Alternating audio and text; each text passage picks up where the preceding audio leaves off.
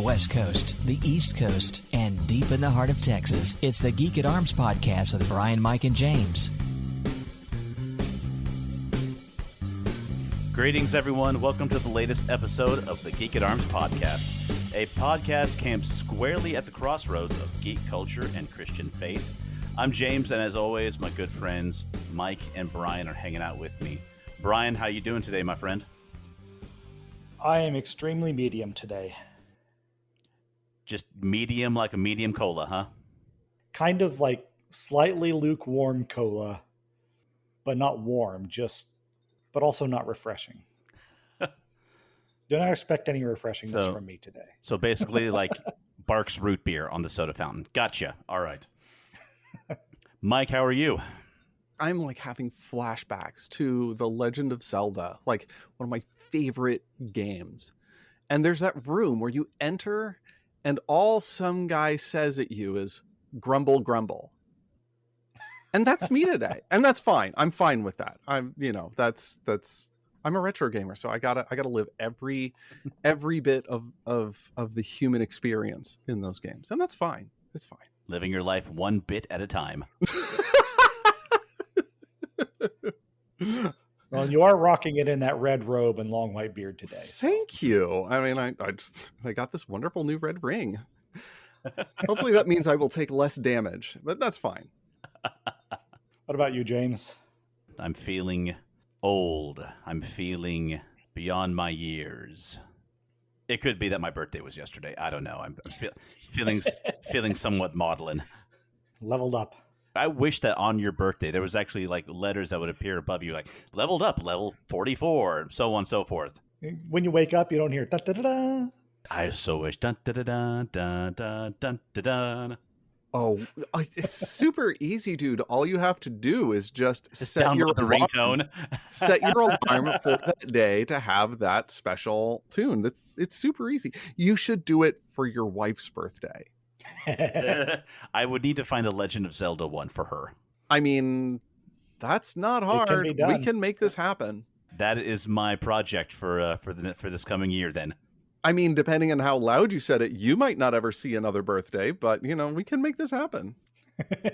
James, why did you order all these Bluetooth speakers off of Amazon? No reason, honey. You'll find out in 9 months.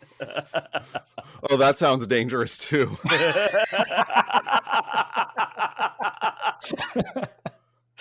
Oh, but the amount of mirth that can be made with simply a Bluetooth speaker is absolutely phenomenal. I recommend that everyone do this with their child or spouse or significant other, especially when you're packing up from a church potluck and you have a crock pot that you've washed out and you're taking home. To put a Bluetooth speaker in there, because it's perfectly natural for you to have your Bluetooth speaker, at church for reasons. And then you ask your child or other person to would you please carry this to the car for me?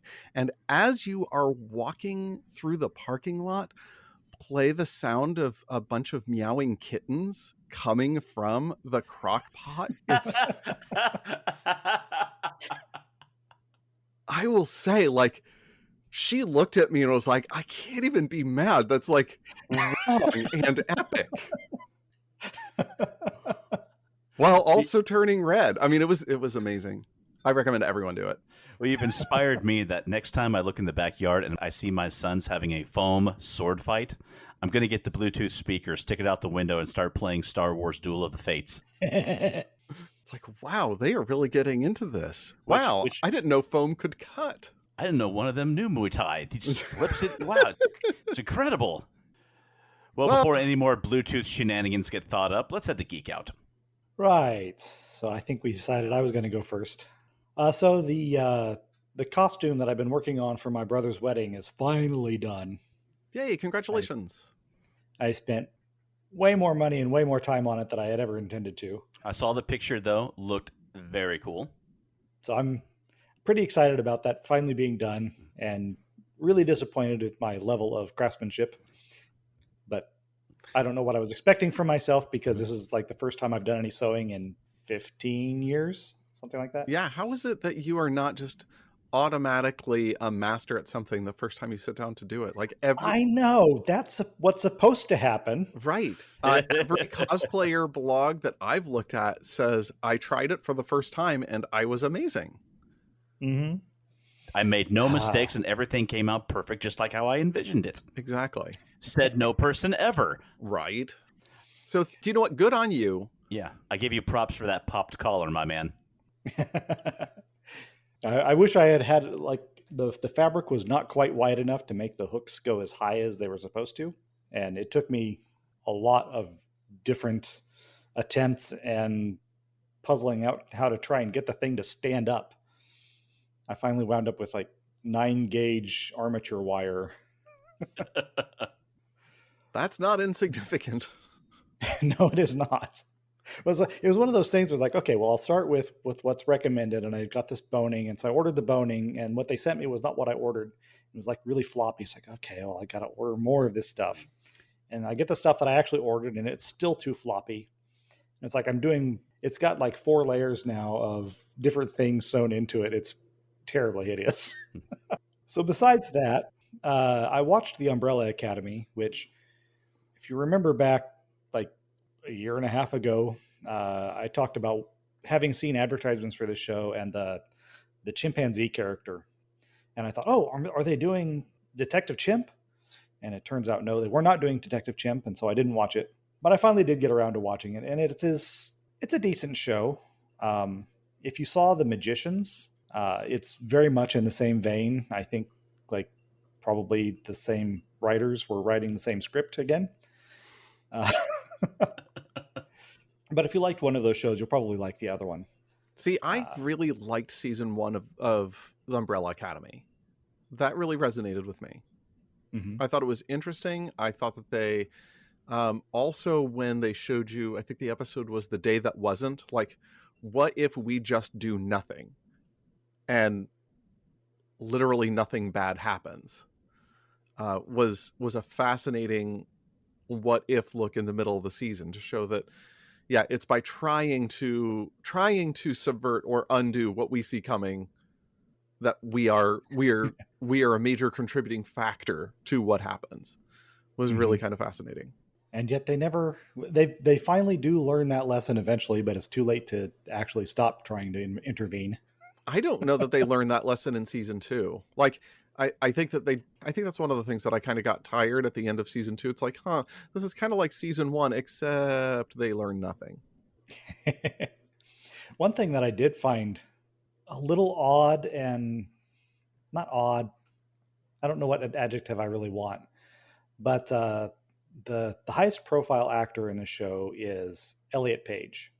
And he was transitioning from Ellen Page into Elliot Page while the show was being shot, and actually transitioned into a man. The character did as a story point. Oh, really? Is that in season 3? Yeah. Okay, I never saw season 3. And it's like, it was really interesting to see that, because he's a very high profile kind of person who's done this, and to see it happen like in the context of the show was kind of fascinating. And I was a little bewildered because I'm seeing Ellen Page here and they're always crediting Elliot Page. I'm like, but very clearly playing a woman. So to have that play out in the show was unusual. I don't think that's happened before. I think that's kind of the point, is that it hasn't happened before. I mean, it's not like men have not been cast to play women, or right. I'm sure there's been at some point where a woman has been cast to play a man. I can't think of it, but I mean, if pirates did it and Revolutionary War soldiers did it, then I'm sure Hollywood's done it somewhere. I mean, just the point being that you're cast to play a part. That it doesn't. Well, no, I didn't mean the cross gender casting. Right, but the I just fact that they did it, that they transitioned the character as a response to, I mean, I'm assuming, I guess I shouldn't assume, but I'm assuming it's a response to transition to the actor transitioning. I would guess so. Right. I'm not entirely certain how the timing worked out there, but it was certainly a fascinating, like, oh wow, he's just putting that right out there on the screen for people to process in the fiction. Right. Yeah, that I think is different. And yeah, I cannot recall a time that's been done. And it's been fairly geek light for me, so that's all I had today. I'm going to be talking a lot during James's Geek Out, I'm sure. So I will pass it off to him. All right. Well, as we all know, a lot of new geeky and genre television shows have come out recently. Two that my wife and I have been enjoying. I will just mention briefly. Lower Decks Season 3 has come out, and they're really hitting their stride with this one. It's been very enjoyable, the first few episodes that we've watched. I've also enjoyed the new Marvel TV show She-Hulk. It's been fun without getting too deep into it or really reviewing it. It's just been fun to catch as it's come out. So I've been enjoying it. I don't think it's fantastic, but it's kind of refreshing at least. Yeah, I agree with that. It's not bringing anything new to the MCU, but the actress who plays Jennifer Walters and She-Hulk is fun, and watching her do that dual role as trying to be a lawyer and being slowly pulled against her will into the superhero world has been fun, like I said. So she's finding it's not easy being green? Indeed not. Yes. I'll be waiting for the banjo episode. Two things I have really been enjoying have been a game and a book. Not long ago, a great book called Legends Lattes was recommended to me by author Travis Baldree. And you two have talked about how much you enjoy slice of life anime. Mm-hmm. This is like slice of life fantasy. Okay. It's a high fantasy world, but a very, very low stakes story. It tells the tale of this orc barbarian named Viv, who has gone on her last adventure. She's tired of the whole lifestyle and of fighting, and she decides that she wants to move to a nice town and open up a coffee shop. I think I've heard of this before. Did Perna recommend this? I wouldn't be surprised if he had. It talks about her troubles of trying to open the shop, trying to find customers. It's just a fun and delightful tale. Very easy reading, so go check that out. It's not too long either. As fast as you and many of our readers read, you'll have it knocked out in less than a week, and I think that you will enjoy it. I found it a very, very fun read. All right, I think that you finally talked me into this thing. It's officially on my list, and by list, I'm dog-earing it in my mind. And when I'm done reading the other 3 things that I'm reading, and also in between my work reading, hopefully I'll take a look at it. Possibly by mid-2024. Don't you judge me in front of all these nice listeners. Just speaking truth here, my man. But the other thing that both Joy and I have really been enjoying is a new game, well, new to us anyway, called It Takes Two. It is a local co-op game that I downloaded onto the PS5, and it has just been delightfully fun. It tells the story of a married couple who are planning on getting a divorce. You know, great fun.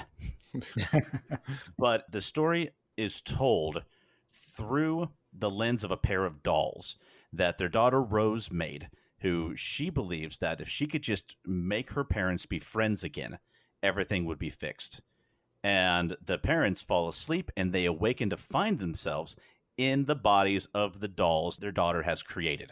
And this relationship help book that she found has anthropomorphically come alive with a horrible Spanish accent, complete with guitar strumming in the background every time he talks, and is guiding you through these levels to try to fix your relationship. That sounds either wonderful or horrible, or maybe both. It could very well have been done very kitschy and cringy and horrible, or with a not sensitive touch. But we've played about 3/4 of the way through, and the way that it is handled, why their relationship fell to the degree that it has, how they feel about each other, and also how important their daughter is to them, has been coming out slowly as the plot has advanced. The gameplay has been incredible. It's completely, you cannot play this game one player only, because to advance through the levels, you are presented with several puzzles that you have to work with your partner in tandem to solve them to get through to the next section. And as you're going through the different themed levels, whether it's inside your daughter's bedroom, the attic, the outside garden, and the book gives you power-ups which fit inside of these themed worlds that are exclusive to each character, the mom or the dad, Cody and May, which they use in tandem or by themselves to progress the story. And it's been a visual delight. Our kids have loved watching it. We'll go pick up the kids from school and we'll be getting dinner and they'll be asking, can you play It Takes Two tonight? Oh my gosh. And while occasionally there has been some language that I did not expect in a game that looks as cartoony as this one does at times. Oh, just wait for my Geek Out. It has allowed us to open the door to some discussions with the kids about some of these issues in a very positive way. And moving on with my Geek Out, and I saved this one for last because I knew this is where Brian is going to be co-opting part of mine. I'll just skip it. Let's move on. I mean, you assume it's just Brian, so. I do. As I am sure the two of you have, as well as many people out there. We have been watching the new Amazon series that we've all been waiting for, The Rings of Power. So, before I'm completely talked over and forgotten, I decided to go into this series with an open mind. And I had read a lot of reports. I had read all of the stories about how Amazon had turned off the early reviews because it was being tanked, and how basically what was being shown was paid reviews. I'm like, okay, that's, I don't know how much of that is true, but even if only a portion of it is, that's very worrying. But I decided I'm just going to watch it. I'm just going to watch and see. We'll see what happens. No, you have to get mad before you see a thing and then start a blog. That's the way the internet works, right, James. You're right. You're absolutely right. Because I forgot, because life isn't lived to its fullest unless I've argued with people over the internet until the day I die. Right. And it turns out that 30% of them are bots. So, I mean, if you can't win arguments against bots, then how can you be angry? How can you be angry enough at real Then people? how can I call myself a true fan? Right, honestly? exactly. Yeah. That's what fandom means. That's a whole nother Geek at Arms topic. I think we talked about fandom toxicity earlier. Go back to when we had Bex on and talking about Miyazaki and stuff. So listen to that and then come back. Yeah. So having watched the first 3 episodes, I have been enjoying it. I have. There have been some things that I have been critical of. Okay. But overall, I'm enjoying it and I'm going to keep watching it. I am seething with envy that you're enjoying it because I really want to. I understand. I watched the first episode. I'm like, that's nice. I'll get back to it. Yeah, and I don't want to be the kind of person that wants to poo-poo on anybody else's fun. If you're enjoying it, fantastic. It's just making me mad. Okay. But I'm not going to spread my mad out on everybody else. Like, here's the thing, though, is that you're our friend and we do value your opinion and you can share why you don't like it. I mean, this is a safe space to do that. Yeah. You go ahead, my man. I mean, I've talked that I like it. I haven't gotten into deep about why I like it, but go ahead. Yeah, well, first of all, you know me and how I'm generally pretty generous with things like this. Like Wheel of Time, I could see how many problems it has. There's a lot to dislike, but I enjoyed it because I wanted to enjoy it, and it was a good show. And I wanted to enjoy this one so much, but from the very get-go, the elf bullies in Valinor, you're in heaven and you're bullying Galadriel. No. And I'm sorry, Galadriel, but just pulling your hair over your ears is not going to make you look not elf. Elves are a lot more than pointy ears. You're not a Vulcan. Do you really think you're going to swim 1,000 miles across the Sundering Sea to escape a fate that Gil-galad could not have sentenced you to anyway because the Valar forbade you from returning to Aman because you were a rebel? And there's 1,500 years missing between the forging of the rings and Numenor's decline. You can't just skip 1,000 years and Kaja said a similar thing because she she was watching the beginning, and she only made it about 5 minutes in. Like, she had, like, there was a lot of, not like she rage quit, but just there were other things going on.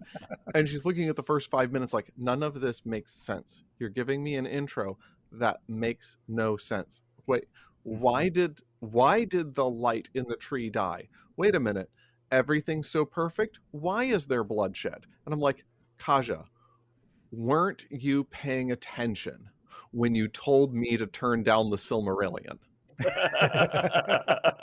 And then she looked at me like you would expect somebody to look at me when I say something like that. And I mean, really, it is they can't use any of the Silmarillion content, which is kind of puzzling as to why they started it the way that they did. Yeah. Well, and I don't have a problem with them not being able to use the Silmarillion, but they should not contradict the Silmarillion. Okay. So I have and you shouldn't try to compress the entire Second Age into probably 60 or 70 years, which is what they're going to have to do. So, okay, I have not read or seen that they are not. Why are they not allowed to use anything in the Silmarillion? Okay, yeah, that's a really good question. The answer is money. Saul Zaent's corporation acquired rights to make movies out of the Lord of the Rings back in the 60s or 70s. They never were able to acquire anything other than those rights, and they were the ones who were administering the license. So basically, they're using the appendices at the end of Return of the King. Yes, exactly. Basically, and some of the Lost Tales, and no, they can't get any of that either. Oh no, nothing except the Lord of the Rings itself and the appendices. Okay, so they can't use anything from the history of Middle Earth, anything from the Silmarillion, anything from the letters, none of it. So basically, what they're doing is they're taking the appendices and writing fanfic. If you approach it as like honestly, that actually makes me. This is going to blow you away a little bit, but that makes my enjoyment of it increase a bit. Because now I know what they are limited to and what they are trying to do with what they have. And so I can be a little bit more forgiving. They did have, though, the family tree of the kings of Numenor in the appendices. And there's no excuse for skipping 1,500 years.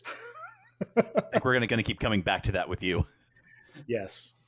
We have a press release from the writers that just said, oh, but that was so boring. And then that's it. Well, yeah, I mean, you're not going to make a show out of a family tree, but unless you really, really like the Book of Numbers. Don't you start talking about the Book of Numbers here. Like, this is... Guys, we all agree that would be a better musical than a movie. Okay, we've established this. But I would just like to reiterate that if you're enjoying it, you know, this is speaking to the audience and James parenthetically, but if you're enjoying it, I envy you. Keep enjoying it. You know, tell people that you enjoy it. Great. And I will try to just button up my outrage. So, James, now that we've gotten Brian's take on this, why do you like it? I'll get to that, but I'm like, Brian, you have like what could be called the burden of knowledge. Now, like you, that had better not be Gandalf. That's all I've got to say. Yeah, that kind of worried me. Yeah, we'll get to that in a second. I know it is, but it had better not be. Yeah. I know. It's his brother Fandolf. Anyway, sorry, go on. It was when he was still finalizing his character sheet. Like you, Brian, I've got a deep love for all things Lord of the Rings. One of my favorite podcasts I listen to every week is the Prancing Pony podcast. Good stuff there. But my knowledge of the lore of the First and Second Age is not as deep as yours. Therefore, possibly part of my willingness to accept what I'm seeing on screen is because there's some things I just don't know. And there have been some things that I've found just very, very enjoyable. Like, I know you've only watched the first episode, Mike, but here soon, Elrond is going to be taking a trip to Moria. The design of early Moria was breathtaking. Mm-hmm. I really do enjoy that storyline. I love Durin and his wife. Mm-hmm. Oh, Durin and Disa. You know what? Let's just go ahead and cancel the Rings of Power after this first season. Let's take all the money and make the Disa and Doran show. He just entitled it Moria. And Excuse me, Moria, Moria, because we must trill all of the R's in proper names, but nothing else. But I want them to shoot in a TGIF style sitcom style before a live studio audience, and it's just Doran, Disa, running Moria and chasing after their little sons who are always wearing dwarvish masks that are too big for them. And occasionally Elrond will show up as a special guest star of the week, and who's that at the door? It's Elrond! The audience goes wild. Woo! Yeah! Like when Uncle Jesse walks in. And then it will make a lot more sense to cast a Neil Patrick Harris lookalike. Oh, did you have to say that? Did you? I had to. It was required in my contract. I know you haven't read the thing, but it was there. Okay, here's the problem, though, because now that you've said that, I can't unthink it. That makes me so happy. Well, we'll see where it goes. We had our problems with the Wheel of Time TV show, but we were willing to stick around to check out season 2. And from what I've seen from these first few episodes of The Rings of Power, I'm more than willing to stick it out and see where the season goes. Have they squished a lot of things together? And even like with my limited knowledge of the Second Age, even I realized, like, wait, that Sauron is supposedly making a comeback, but we've already been introduced to Celebrimbor, and we've also already been introduced to these other. We're just throwing things into fast forward, aren't we? I would really maintain that if they had done something like the first season, covered everything up to the forging of the rings and the start of the big 1,000-year conflict, and then we'd fast forward at 1,000 years, and so we saw the friendship between the elves and Numenor at the beginning, and then season 2 we jump forward 1,000 years, and we're seeing a different Numenor that's turned their back on their traditional ways, and are wondering, well, what's happened in the meantime that Numenor and the elves are no longer friends? That would have been a really great season 2. And then you have your wonderful mid-season reveal of, oh my gosh, the advisor of the king is actually Sauron, and that's why everything's gone wrong. I would have liked that a lot better than trying to compress both of those conflicts into the same season. I can only think that they've already got quite a few seasons planned out, and they've got their storylines for season 1, season 2, season 3 ready to go. I don't know what they'll do, because there's a lot I'm sure there's already a lot that they've got packed in. And they've already packed a lot into these first few episodes, and they've set the stage for so much more. One season. So we've got 20 of these to look forward to. At the end of every season, it's just going to have Sauron with a tiny little chisel and hammer hammering another letter into the ring. That's number. Okay, that's number 12 done. That idea has inspired me to talk about franchise fatigue. Well, that's pretty much going to wrap up my geek out. So before we get to that, Mike, what have you been geeking out to? Me? Oh, nothing. Not done anything exciting. I did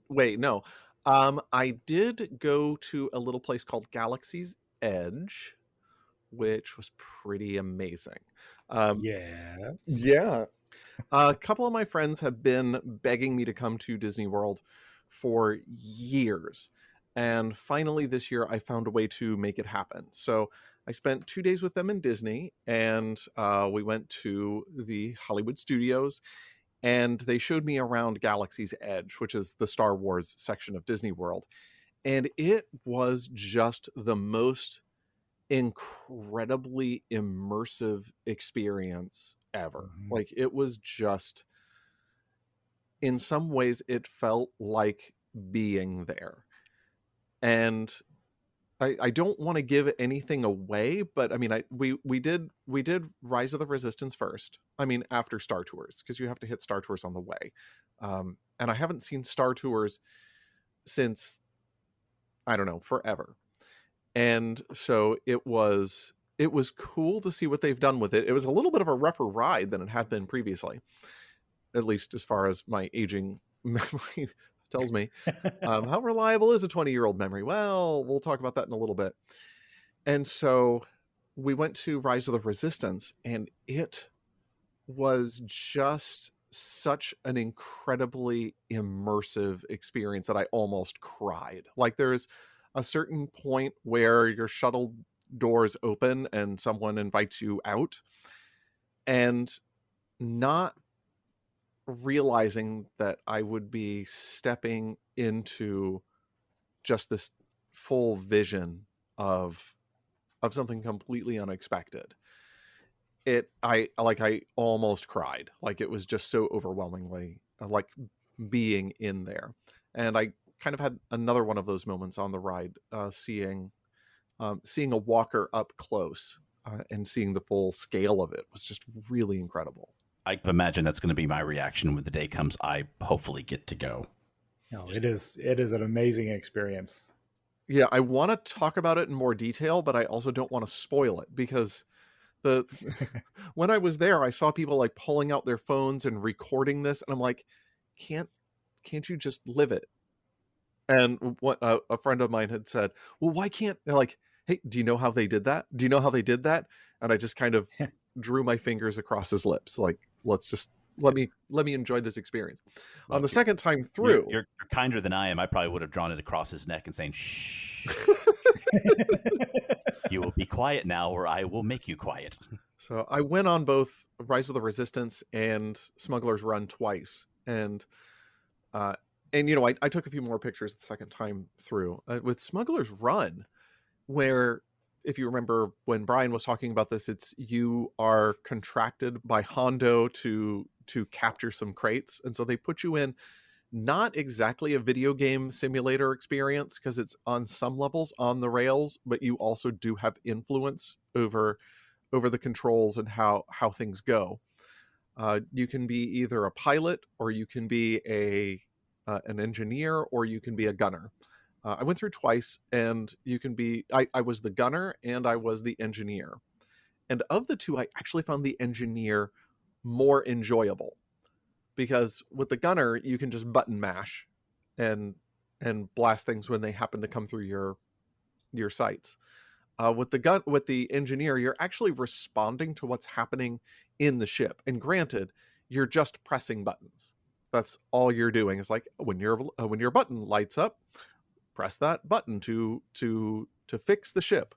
Well, I mean, I imagine that, you know, car repair and ship repair and aeronautics repair is a little simpler than that. Otherwise, we wouldn't, have mechanics. We just take the dip switch from broken to fixed. No, that's all you have to do is just press the button, it's lit up, and your car is fixed. Exactly. That's the big secret. Why didn't I look up how to do that on YouTube? And that's why Brian has had so many cars, is because he actually believes that.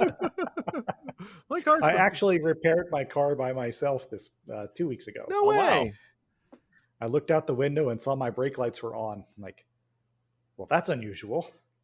And so I had to do some Googling and find out. And it turns out it was so hot. There's this little thing, there's this plate on your brake pedal that pushes up against the switch. And that switch is what controls the brake lights.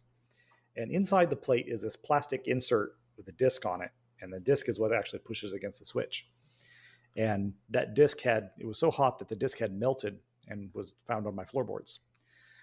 So I had to buy a new one and stick it in there. It's like, and it made me wonder, why don't they just make the metal plate a little bit closer and take the hole out? And then they wouldn't need this plastic bit that melts and falls off. Okay, so to fix the ship in Star Wars, I have to press the button.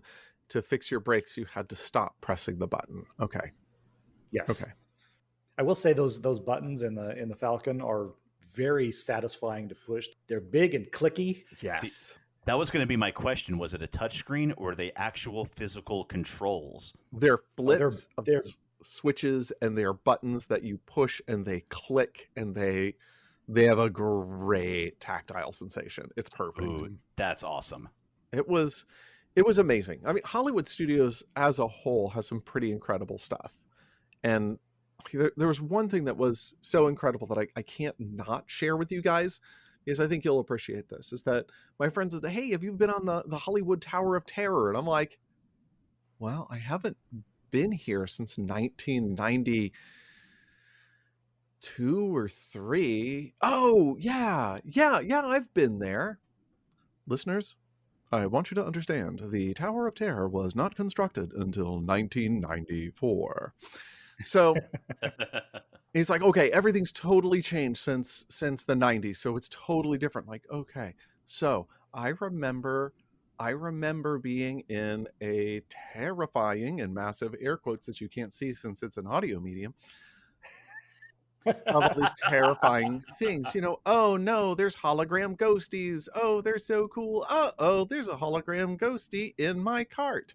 Oh no. It's like, okay, so this is totally different. I didn't share these thoughts, which would have tipped them off that I had no idea what I was talking about. And so, but he's told me, like, okay, everything's different. Everything looks completely different. I'm like, okay, so I accept whatever is presented in front of me without critically evaluating it.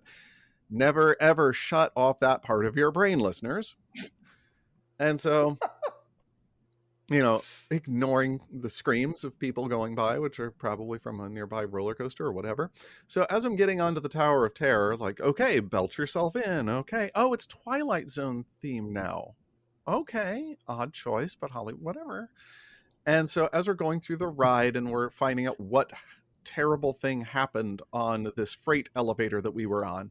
Oh my God, it's Rod Serling.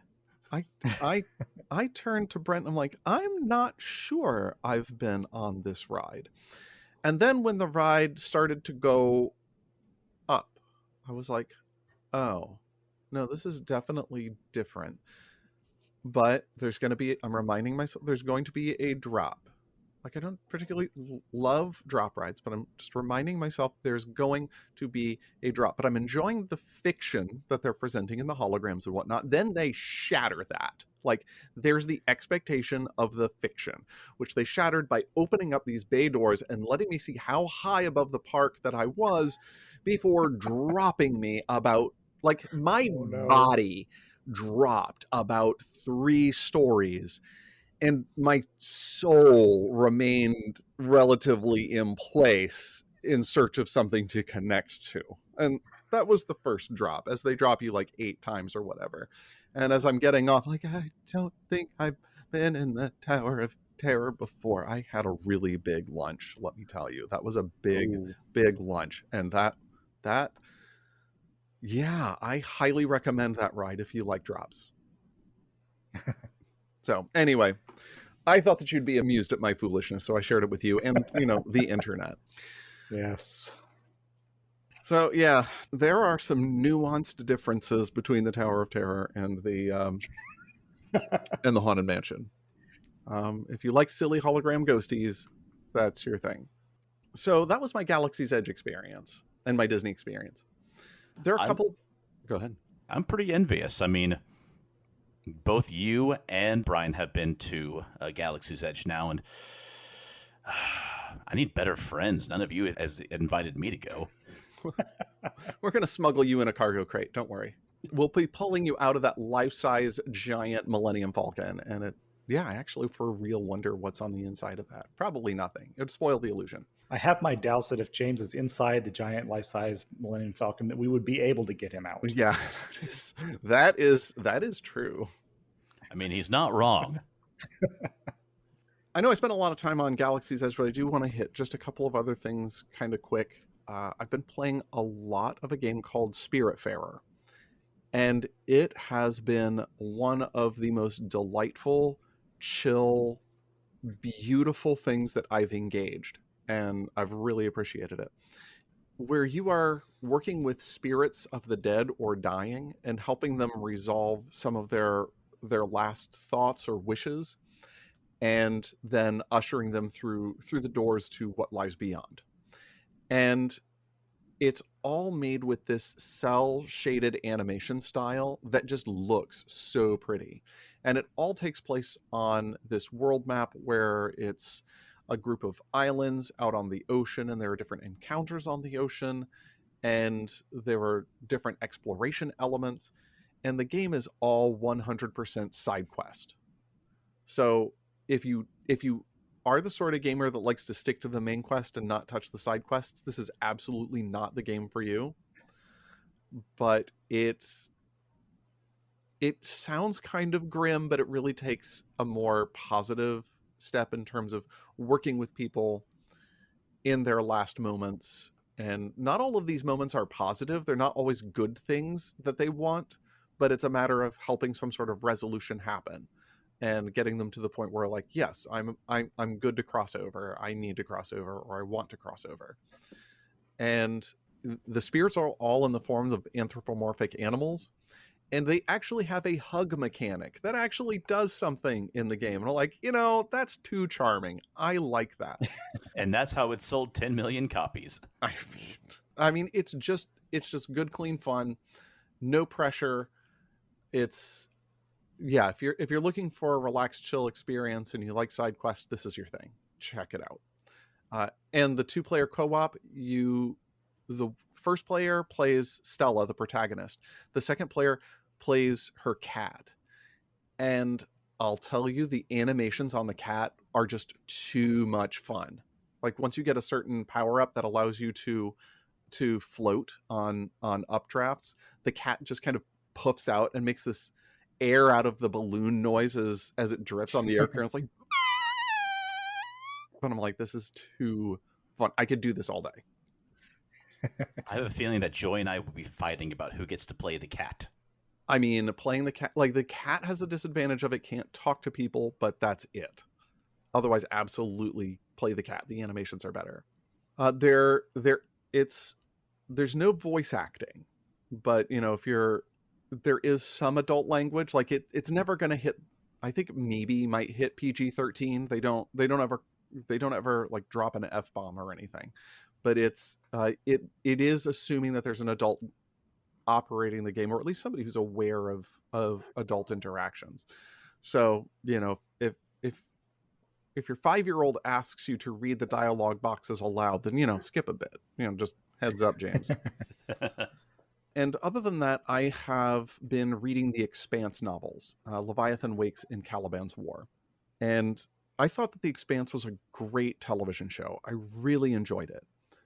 My reading life lately has been really slow because I've had to read a lot of things for work, or a parishioner will say, somebody recommended I read this book for this spiritual, this, that, or the other. Please read this book and tell me what you think. And so I've not been reading anything that I want to read. I've just been, not since November have I touched a book that I was really interested in reading.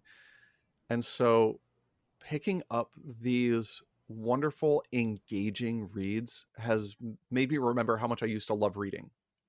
And I highly recommend them.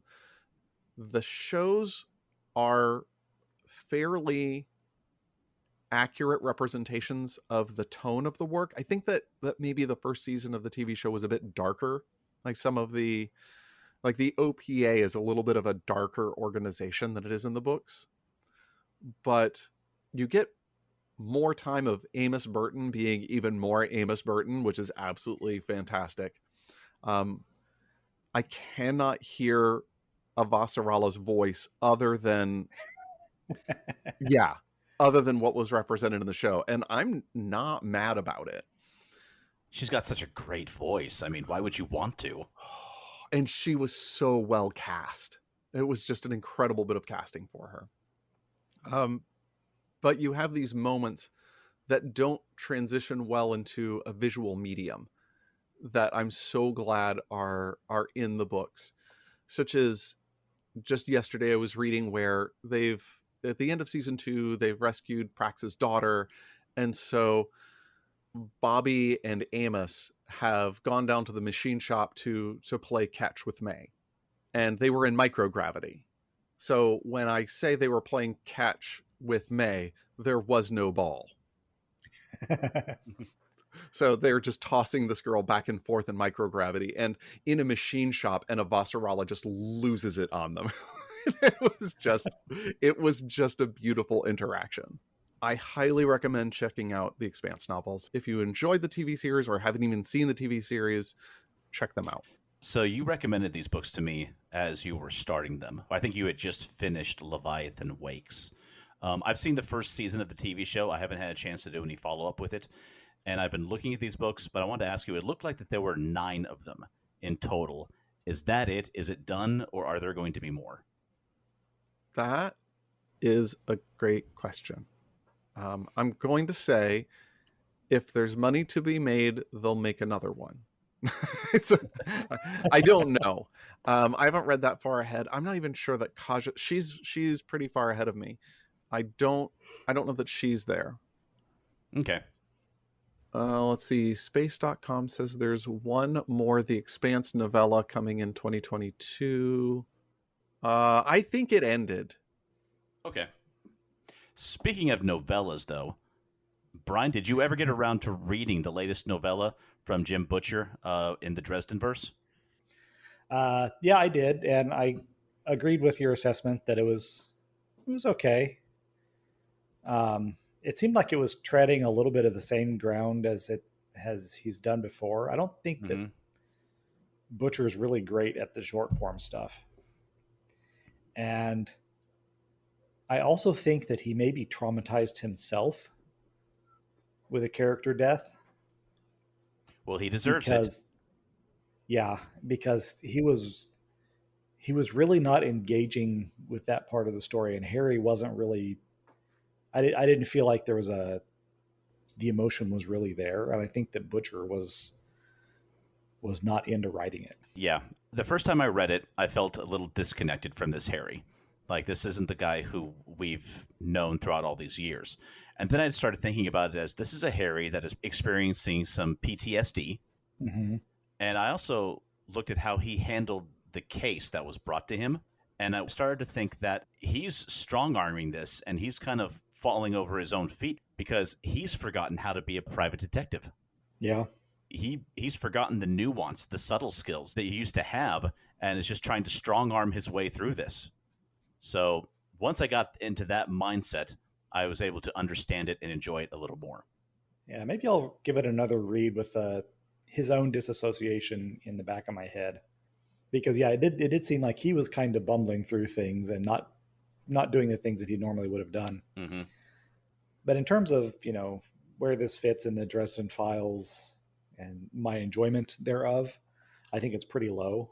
Yeah. Maybe I'd put it like somewhere along the level of Full Moon in terms of how much I liked it.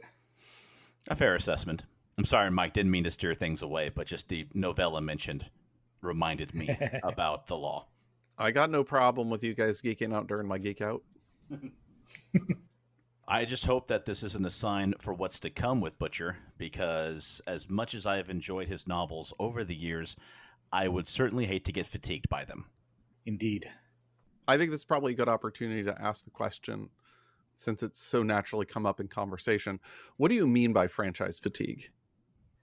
We touched on this a couple of times, particularly recently when I talked about how my feelings toward the MCU is just I've kind of gotten bored with it, and that there's just so much of it, and it's feeling kind of samey, and I'm just ready for something fresh. But maybe I shouldn't have done that start to finish comprehensive rewatch of the entire thing. That might have contributed. Well, yeah. It may not have helped. I think you would have gotten there anyway. Both you and I have brought up how we're feeling about two different franchises owned by the same company now, but that's neither here nor there. You with the MCU and me with Star Wars as a whole. There was a time when my knowledge of Star Wars was dang near encyclopedic. I had read all the novels in the comics, all the movies that had been out, supplemental material. Now, though, ever since, the old stuff has been labeled as Legends and Disney has started putting out their new material, which is supposed to be canon, in the forms of comic books, novel after novel, cartoons, Lego series. I don't think those are canon, though. I'm sorry. If the Freemakers aren't canon, then I don't care anymore. Anyway, the new trilogies, the standalone movies, so much has come out of such varying degrees of quality that I've just found I don't have the desire and the excitement that I used to have. It's starting to feel thin, like butter spread over too much bread. Nice. So I think it's interesting. So I think that the first time, no, I shouldn't say the first time. Like I know what you mean about just having rewatched something and that leaving you feeling fatigued. I remember after Revenge of the Sith came out on DVD, I hosted a youth event at my church where we watched all 6 Star Wars films in a row. And I mean, you know, that doesn't sound shocking anymore because after we've had so many movie marathons, but I mean, it was a lot. It was a lot. I mean, I also had pneumonia at the time, so, you know, that also contributed. But after 2 kinds of fatigue. Yeah, right. But I mean, like after that experience of eating the whole can of whipped cream, I kind of didn't watch any Star Wars for a good long while. So I mean, I would say that the amount of the media that you're consuming probably has some degree of impact on it. But, you know, I still love Star Wars after it. Mm-hmm. Mm-hmm. I think MinMax recently, I don't know how recently because I'm not current on their show, pointed out that when the MCU was getting up and running, we had at most 2 movies a year. And now we're getting at least 2 movies a year and probably 2 or 3 TV shows. Okay, so with so much coming out, I guess that's kind of hinting at why do we feel fatigued? And part of it sounds like there's just so much of it. Mm-hmm. And I think for me, it varies from one property to the next, but the MCU in particular has this lack of dynamic range. Discounting the last 2 TV shows, because I kind of want to touch on them right after I say this. But like, if you look at the movies, they don't seem to have any concept of a movie can be about people. The movie has to be about, you know, world-shattering events. And it's like there was a Mission Impossible movie that I watched a while back. I don't remember which one it was. But the soundtrack was the same volume the entire time. Ooh. It never got quieter. And I feel like that's the same thing with the MCU, is it's the same volume all the time. The world is always in peril, or the universe is in peril now. And we've had a couple like Black Widow that kind of dialed that down, and it was a little bit more personal a story. But for the most part, it's just too loud all the time. I did enjoy the lower stakes plot that the Hawkeye series brought us. Right. And that was what I was referring to. Hawkeye and She-Hulk and to some degree Miss Marvel. It still had a world-ending threat, but I think that the actual plot line was a lot more personal in that one. I completely forgot about Miss Marvel. I never did see that. The world is going to blow up and Miss Marvel stops it from happening. Yeah, pretty much. I mean, that's one of the things that actually I started to feel kind of a certain way during the later Avengers movie. I think Endgame, and what was before Endgame or what was after Endgame? I don't remember. Infinity War. The Infinity War. That's right. Whenever the snap happened, like when it destroyed half of everybody, I didn't feel any dramatic tension. Like, they've just killed off everybody that we loved, so now I know they're going to bring it back. Like, it felt so extreme that it was safe. And it's like, if I felt like there were any stakes that they might not succeed, I might feel more. So that kind of calculus was there for me when I was engaging the MCU, and I was like, I'm not as into this as everybody else is. Yeah, that's kind of a problem with comic books in general, that nothing is ever permanent. And, you know, it was a big deal when they killed Superman, but he was back, you know, a year later. And the movies have just continued to do the same thing. And even the long-term consequences of Endgame, of Hulk's arm being mangled, they've undone that now too. Did they give him a bionic arm like Bucky? Because that would be great. They did not. That would have been cool. Bionic Hulk. Now he better get his own Disney Plus show. But really, why do we feel fatigue? I mean, I get that volume is some of it and consistency is some of it. But one thing, James, that you had said that I think is a common perception is there's just so much of it. And I don't know if there just being a lot of it is a factor. Because when I first got into Doctor Who, I knew that there was 50 years worth of material that I was not ever going to catch up on. I never really felt motivated to try. In the Star Wars novels during the 90s, there was a lot of it coming out, but I never felt fatigue. Some of it I just fell off. Some of it I was enjoying, some of it I wasn't. There was a point at which I quit. So I think that there's something more than just how much of it. I mean, I think there has to be another element. I have a couple of ideas as to what that might be. But I see here in the notes that, James, you might have some ideas too. Well, what I said earlier about Star Wars, you want to keep, throwing stuff out there, whether it's cartoons, whether it's TV shows or movies. Okay, fine. But make it good. Like Brian said, every story doesn't need to be an end of the world story. At some point, I mean, you just kind of start running into crisis fatigue.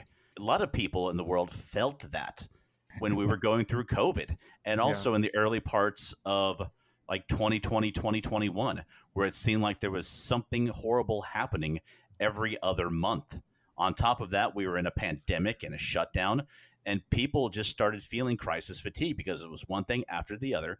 And we're seeing that in the MCU. Be honestly, the fact that at the end of the Eternals movie, that there is a marble hand and head sticking out of the planet, people were probably looking at that going, Someone at an airport's looking at that, dadgummit, that's going to make my flight late. Yeah, right.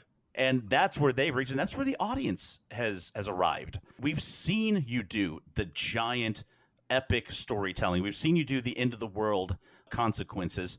Give us something that's more character-driven, something that is smaller, quieter, that is really going to show how these characters, show us how good these actors actually are. They're signing on for a reason and not just for the Disney-sized paycheck. Gotcha. So what I'm hearing you say is that during the 90s from Star Wars, it was different because, there was a lot of stuff that was coming out all the time, but it was variations in the media and variations in the types of stories. Like we had the courtship of Princess Leia, which was supposed to be the love story between Han and Leia. The 80s and 90s Star Wars time is a very different beast, I feel, because all that we had coming out was occasionally books. We still just had the 3 original movies. We started getting novels after Timothy Zahn came and just wrote the best Star Wars novels to ever exist. Brian, I like how you describe those to somebody. It's like if Tom Clancy wrote Star Wars. Yes, exactly. That's how they felt to me. Yeah, to me as well. And they, did some comic books, but we were still just kind of being fed breadcrumbs bit by bit while we were waiting to see if they were ever going to make more movies. And then we got the prequels, and then from that came started the landslide of new material. Okay. And which Disney has just amped up even more. I mean, they are making money off it, so mouse is going to do what a mouse is going to do. Truth. For me, I think that the real fatigue set in with the contemporary story is actually with Doctor Who. Because I have this idea that I think that some of fatigue means that there's a pressure to keep up with what's coming out. Like, they can release a ton of stuff. I mean, Toyota comes out with a new model of whatever every year. I don't feel the need to buy it. I'm perfectly happy with what I'm driving. And so then Toyota has failed in their marketing. Exactly. I mean, I wonder if there is some either social pressure to keep up with our friends or what the fandoms are discussing. Maybe there's a fear of missing out on the fact that the marketers are telling us that this is the most amazing Star Wars that's ever Star Wars since Star Wars, or what it is. Because I felt a pressure with the last season of Doctor Who. And part of it was like, oh my gosh. I mean, I've loved Jodie Whittaker as the Doctor. Like, she has been amazing.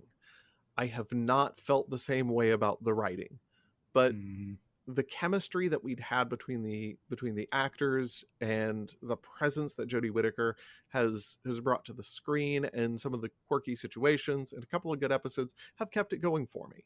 So we bought the most recent season.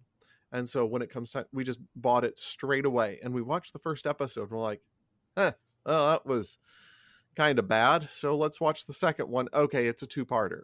Wait, no, this is a 3-parter. Oh, the same story is for the whole season. And we hated the story. And it was a season-long arc rather than a monster of the week sort of thing. And we bought it, so we felt the need to keep going with this sunk cost. And at this point, I'm like, I don't care anymore. Like, the holiday special came out and I can't bring myself to rent it or buy it because I don't want to. Mm-hmm. I loved when they rebooted the Doctor. I thought that Christopher Eccleston was incredible as a modern day Doctor. And I thought he's going to be around for years. This will be great. And then he wasn't. And we got David Tennant, who I loved even more. And we got a great run with him.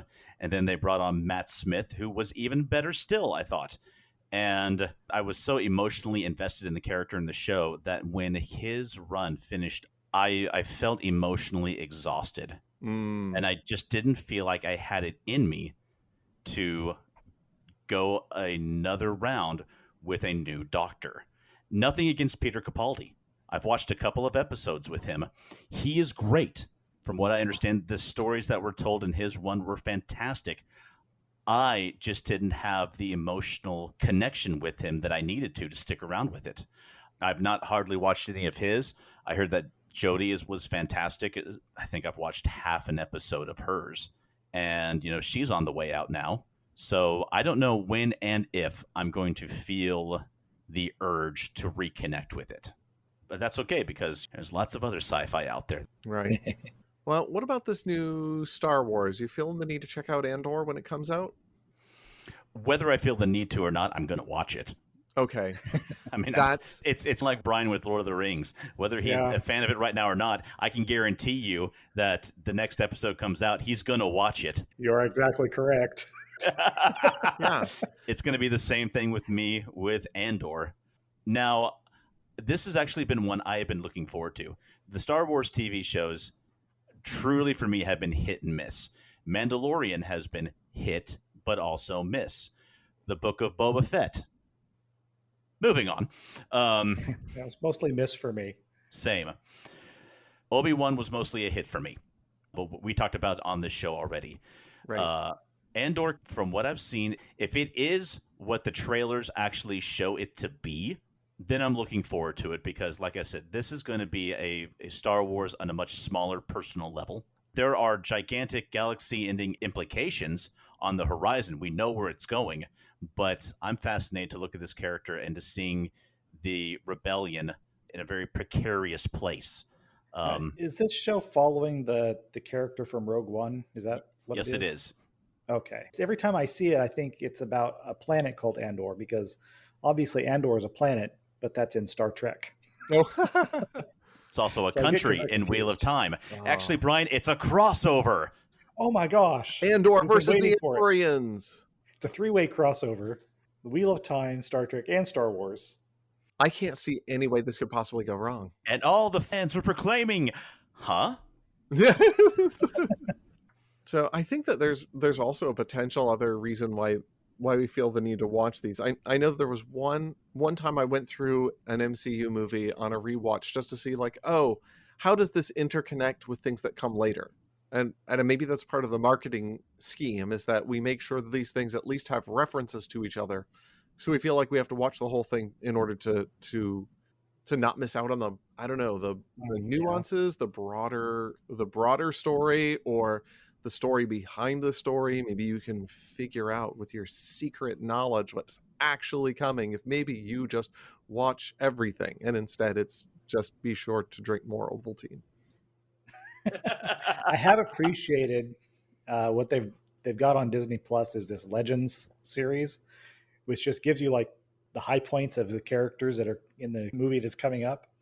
So I'm about to watch Thor: Love and Thunder. It's like instead of watching all the Thor movies again, I'm just going to watch these Legends episodes. They're like 3 or 4 minutes long to get the story of Thor and Jane Foster and Valkyrie. So okay, now I'm caught up.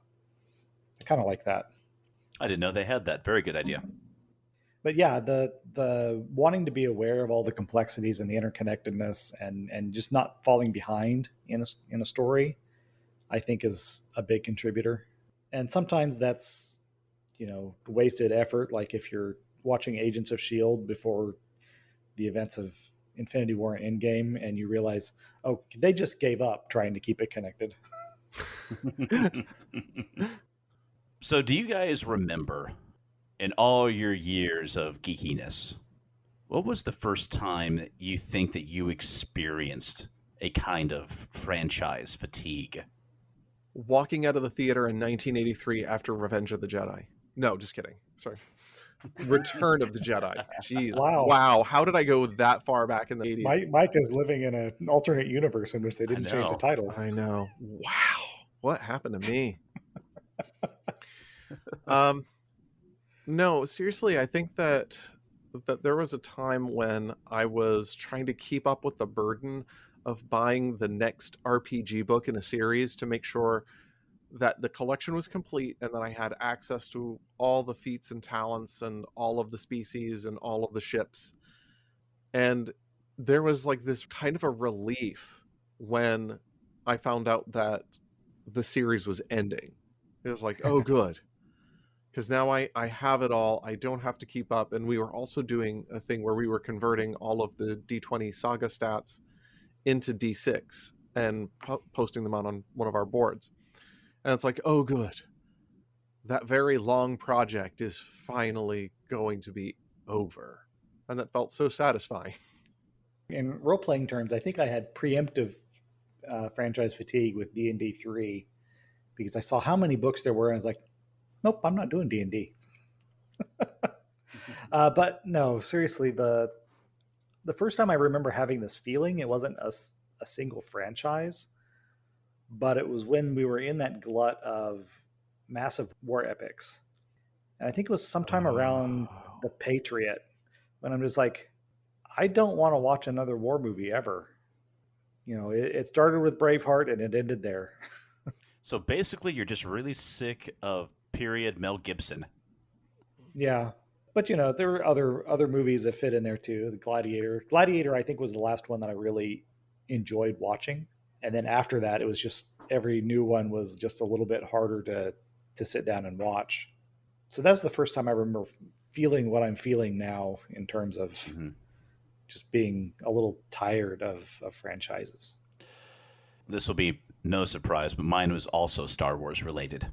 This was in the late 90s when the Yu Zhen Vong Star Wars novels started to come out. Now, I'd been faithfully buying Star Wars novels for years, through the best and the worst. Crystal Star, the Jedi Academy trilogy, and the high points, like all of the X-Wing books. Those are kind of a standard. I hold Star Wars books, too. Yeah, they were all of varying level of quality. When the Yu Zhen Vong books came out, I was starting to feel less excited and more like I was obligated to buy them as a fan because of, I enjoyed Star Wars. That was all we were getting at the moment. By the time I got into the Yu Zhen Vong novels and really realized where they were going, I talked about this in episodes before, I didn't really enjoy it that much. I didn't like the concept, but I feel like I had to. Well, not that I had to, but I'm like, I have to finish this. I started this. I have to see where this ends up just so I can be done with it. And they continued with more novels after the Yu Zhen Vong in this new Star Wars universe. But I really didn't buy any of them because my enthusiasm for them as a whole had just gone away, had just died out. Yeah, I lost my interest long before you did. I got to the place where it's like, if the cover has Stackpole or Zahn on it, I will read it. Other than that, nah, you can keep it. Yeah. See, I kind of fell off of them without the fatigue that I was just like, okay, I've had my fill.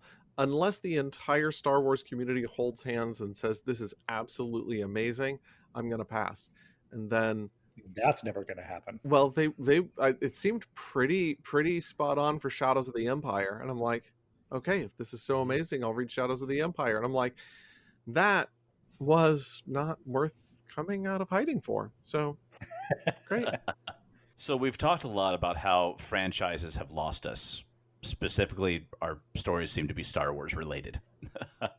um, but what have some franchises done, and are there any that have done something that have pulled us back into them? A reboot will totally do it for me. I just need you to reboot whatever, and I will be like, push the hard reset on all of Star Wars and start over again, and I will be so into it. No, I will not be. I don't really feel like there's one that's really doing that for me at the moment, because DC has never really come up with a proper franchise formula. So I can't really say that the coming Black Adam is doing that for me, because everything else has been so non-franchisey. Yeah, I think that for me, I had bought some Star Wars novels that I had never read. Like, I'd said I'd sworn off Star Wars novels like 2 or 3 times. There was a time in which I had just not really ingested any new Star Wars for a really long time, like a really long time.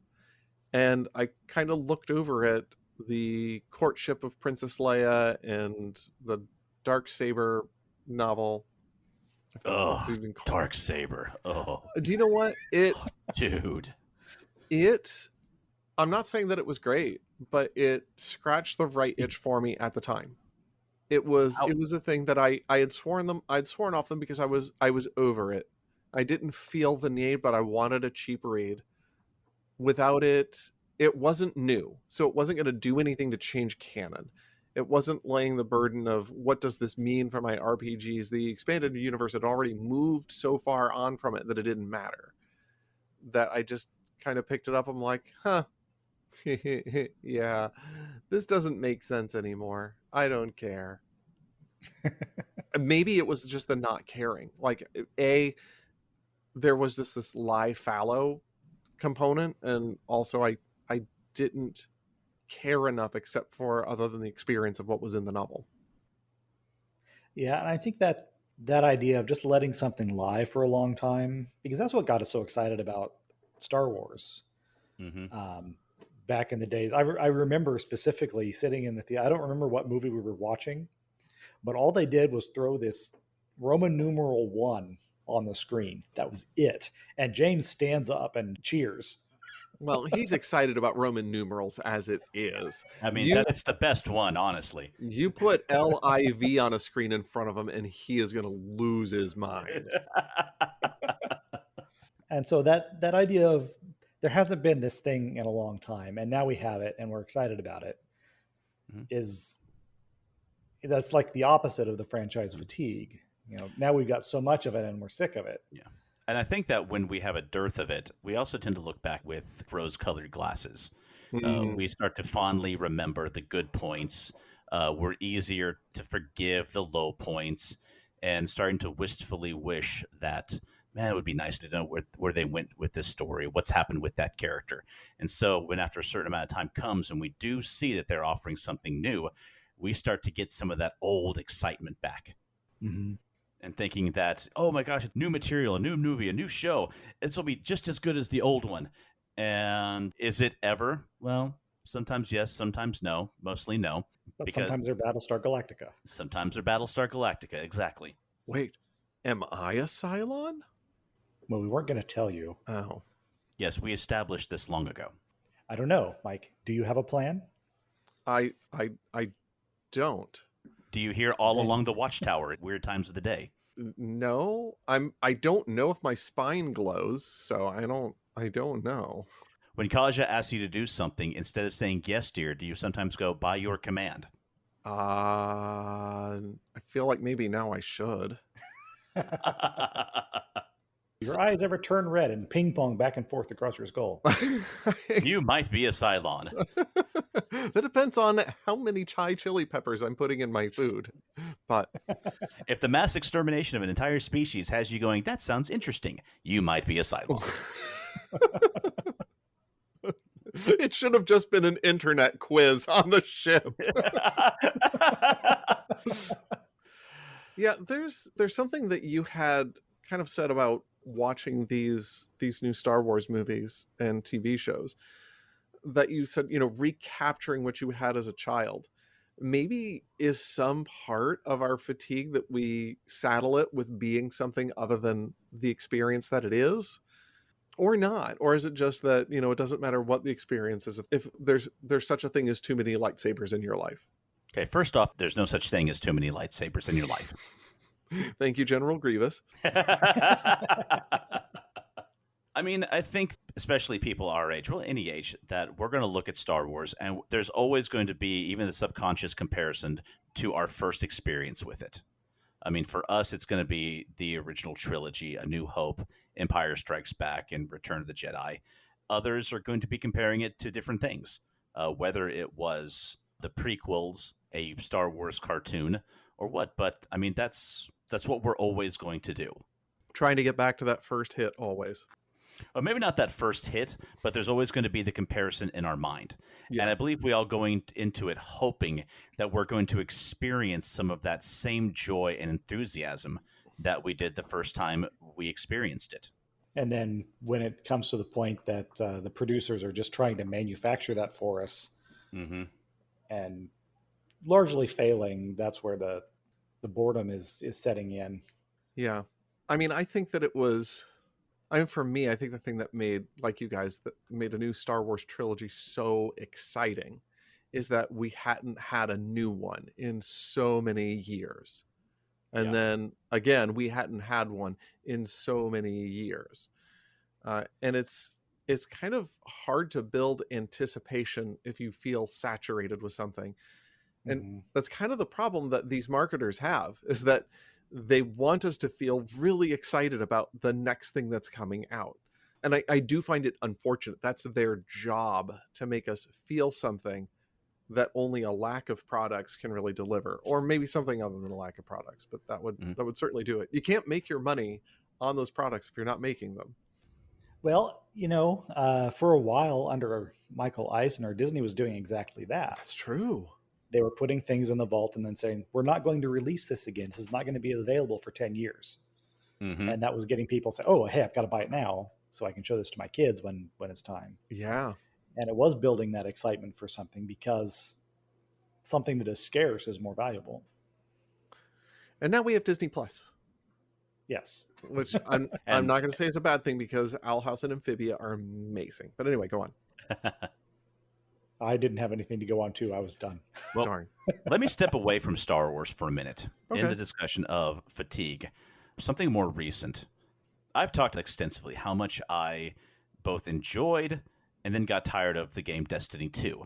When it first came out, I was really hot for it. I had played Destiny 1 extensively. Then when the second one came out, I had a group of people I was ready to play with.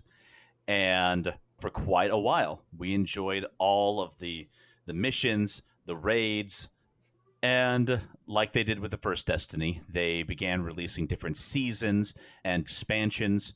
And I noticed that as time went on, that some of my clan members started to go on to play other things.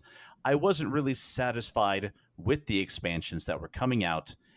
And because Destiny had always been a very social game for me, I was interested in playing with friends as much as I was playing the storyline or the missions. My enthusiasm for it began to wane, and I found out that I was getting on every other night, not out of enjoyment, but just so I could do daily missions, get a little bit better gear, and it had truly become a grind for me. And that's when I decided, all right, I'm going to go do something else now.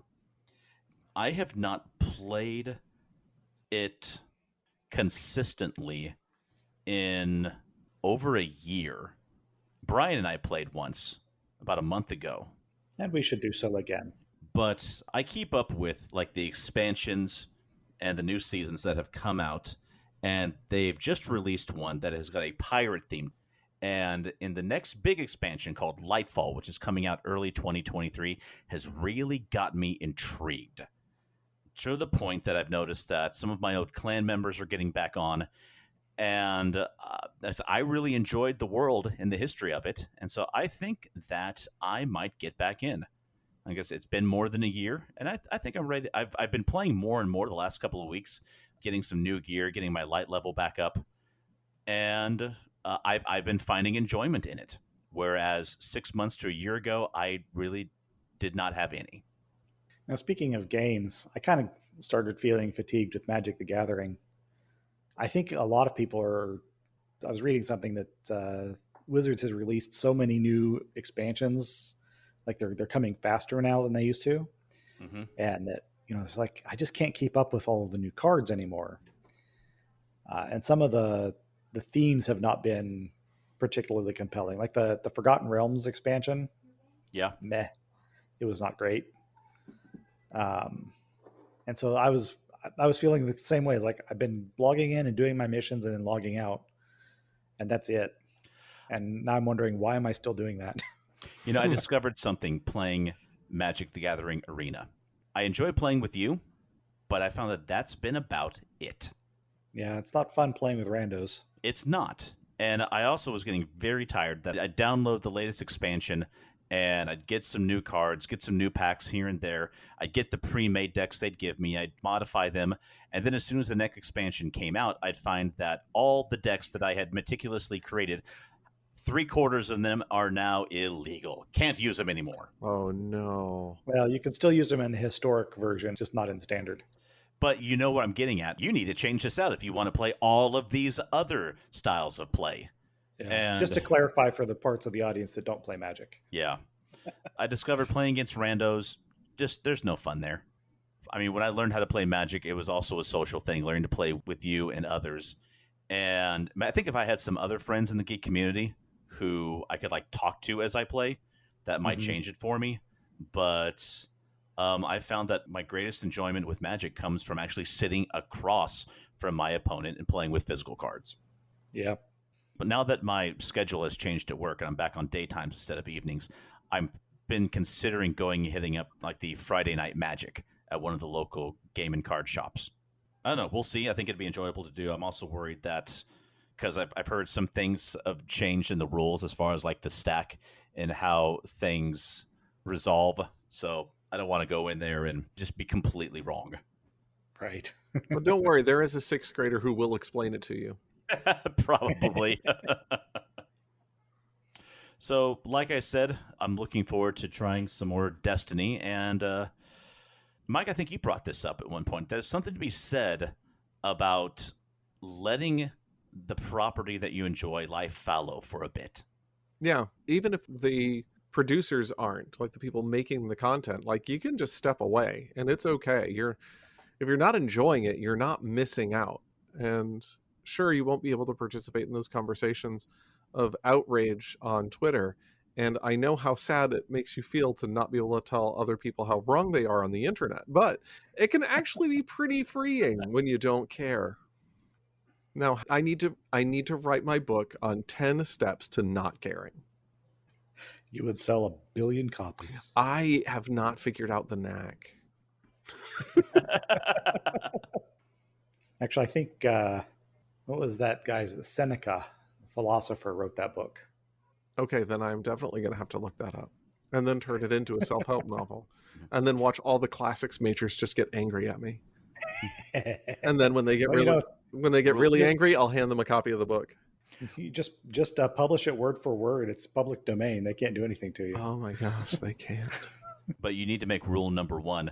Stop arguing with people on the internet. Yeah, Seneca was all about stopping arguing on the internet. I'll just plagiarize Seneca and just add on the internet in random variables. Could probably even just write a script to just insert that into the thing, just automate the whole thing. Oh, now selling that bot. Now that's where the real money is made. Anyway. I think that we've gotten far enough afield that maybe we have said all that we can effectively say, unless anybody has any concluding unscientific postscripts. Now I'm getting tired of this conversation and this topic. I know, it's really with it. Let's move on. Yeah, it's time to just let it lie fallow. Yes. Well, any final thoughts? Most people have more than the average numbers of hands. That's the way that math works. It feels wrong, but there it is. And that's going to be in my head for a while now. Okay. Yeah.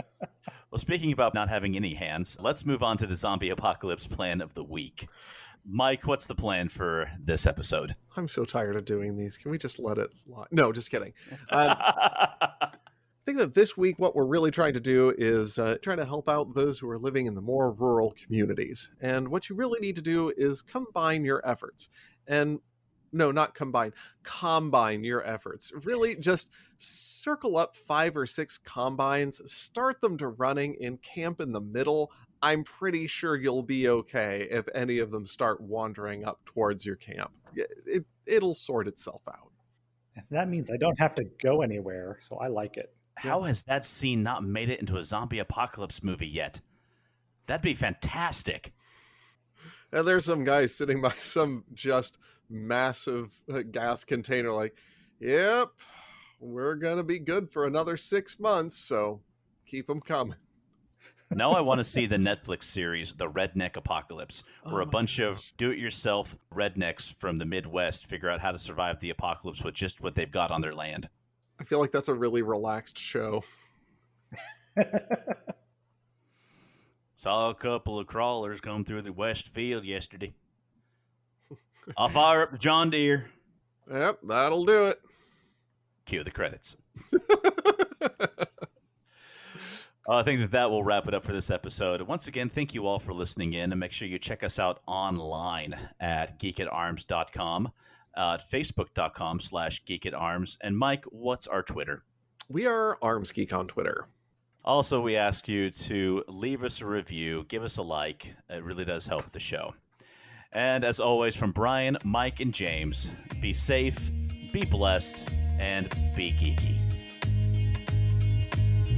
Thanks for listening to Geek at Arms. Music for this podcast was provided by Incompetech.com. For more, check us out at Facebook.com/Geek at Arms. Give us a like and maybe even subscribe to us on iTunes. That would be awesome.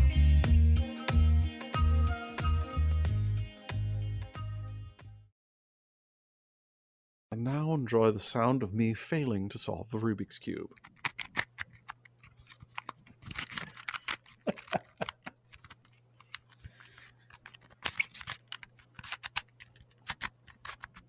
This is another pointless waiting moment brought to you by Geek at Arms.